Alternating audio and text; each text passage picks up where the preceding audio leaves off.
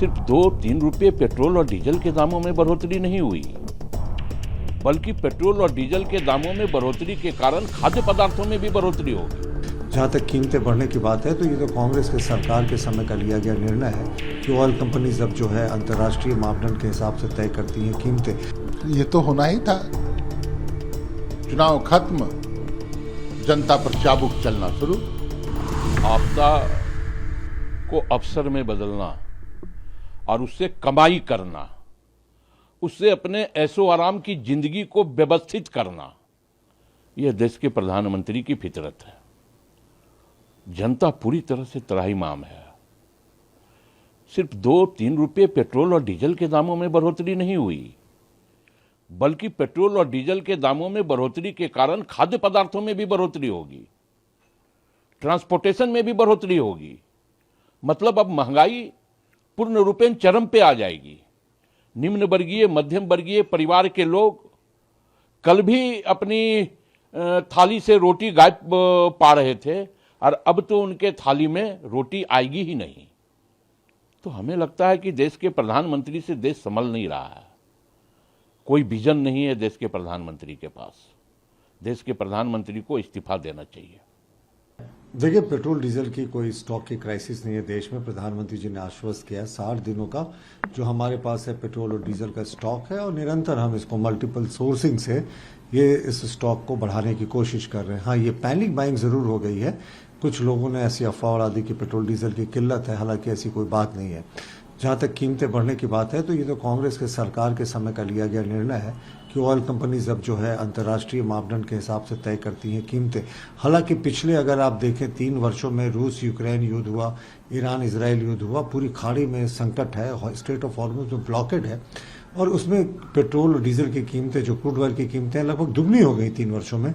फिर भी यहाँ ऑयल कंपनीज लगभग 1200 करोड़ का प्रतिदिन नुकसान उठा रही थी, कीमतें नहीं बढ़ा रही थी। और जो कीमतें बढ़ाने के लिए कांग्रेस तंज कस रही है साहब, एक बार अपना रिकॉर्ड देखें।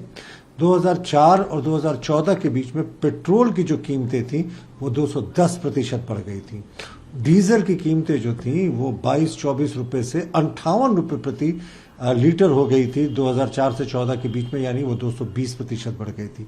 और हमारे कालखंड में पिछले 20 वर्षों में, माफ कीजिएगा, पिछले 12 वर्षों में पेट्रोल और डीजल की कीमतों में क्रमशः सिर्फ 60% और 70% की वृद्धि हुई है। हाँ, 3 रुपए की जो वृद्धि है ये आम जनता पर तो एक थोड़ा सा महंगाई का बोझ है, लेकिन 191 देश हैं जिन्होंने पहले पेट्रोल और डीजल की कीमतें बढ़ाई हैं। हम 192 देश बने हैं।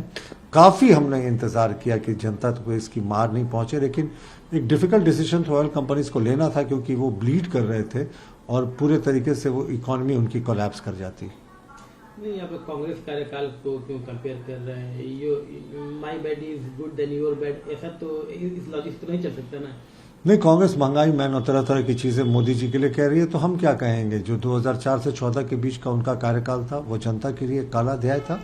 210% और 220% पेट्रोल डीजल की कीमतें बढ़ी थी उनके 10 वर्षों के कार्यकाल में। हमारे समय तो 12 वर्षों में ये 60% और 70% पेट्रोल और डीजल की कीमतें बढ़ी हैं। और अभी भी खाड़ी में जो संकट है, विकराल संकट है, और ये संकट सच में है, देश में संकट नहीं है साहब, पूरे विश्व में संकट है। हमने तो फिर भी प्रधानमंत्री जी की दीर्घकालीन सोच के कारण अपने आप को बहुत मल्टीपल सोर्सिंग करके महफूज रखा है इस संकट से, और हम अभी भी बाकी देशों की तुलना में बहुत बेहतर स्थिति में।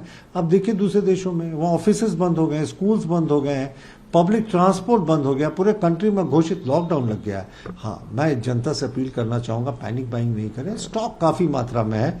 अब जो 10 लीटर जिनको तेल चाहिए वो टंकी फुल करा रहे हैं, तो थोड़ा पेट्रोल पंप कुछ कुछ जगह ड्राई होने की सूचनाएं आ रही हैं। ये तो होना ही था। चुनाव खत्म, जनता पर चाबुक चलना शुरू। जनता जाए भाड़ में, कोई मतलब थोड़ा ही है। संवेदनहीनता की पराकाष्ठा है ये सरकार। इनकी गलत विदेश नीतियों के कारण आज ये संकट पैदा हुआ है। एक तरफ रसिया हमें तेल देना चाह रहा है, रसिया से जहाज लेकर निकलता है LNG, और बीच रास्ते में ही भारतीय पदाधिकारियों के द्वारा रोक दिया जाता है। क्यों भाई? कि हमें ट्रंप से अनुमति नहीं मिली है। हमारा सबसे गौरवशाली लोकतंत्र, पुराना लोकतंत्र, आज अमेरिका का पिछलग्गू हम बन गए। ये कौन सा दिन देख रहे हैं? इतने क्यों डर गए हमारे माननीय विश्वगुरु प्रधानमंत्री जी? अमेरिका से आप के सामने नतमस्तक क्यों हो गए? आप समझौता क्यों कर लेते हैं? आज होर्मुज में हमारा जहाज डुबो दिया गया, जो दुश्मन हमारा नहीं था उसे भी हमने दुश्मन बना लिया, सिर्फ ट्रंप को खुश करने के लिए। कौन सा ऐसा डर है?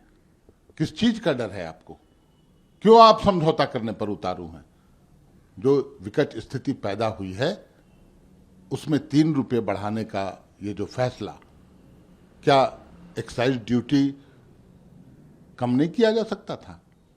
क्या जो पिछले 5, 6, 7 वर्षों से जो घटी हुई दरें थी, 65 डॉलर प्रति बैरल तक बाजार में मूल्य था और भारत को मिलता था, उस समय 4 लाख करोड़, बोलने में भी गड़बड़ा जाते हैं लोग, 4 लाख करोड़ रुपया पर एनम या तो पूंजीपति मित्रों ने कमाया या तेल कंपनियों ने कमाया। तो सैक्रिफाइस जनता क्यों करेगी? सैक्रिफाइस वो तेल कंपनियां या सरकार क्यों नहीं करती? पूंजीपति मित्र आपके क्यों नहीं करते? तो आज पूरी तरह से एक बहुत ही दुर्भाग्यजनक स्थिति पैदा हो गई है और ये पैदा किया गया है एक व्यक्ति के गलत नीतियों के कारण। देश आज इस संकट में है।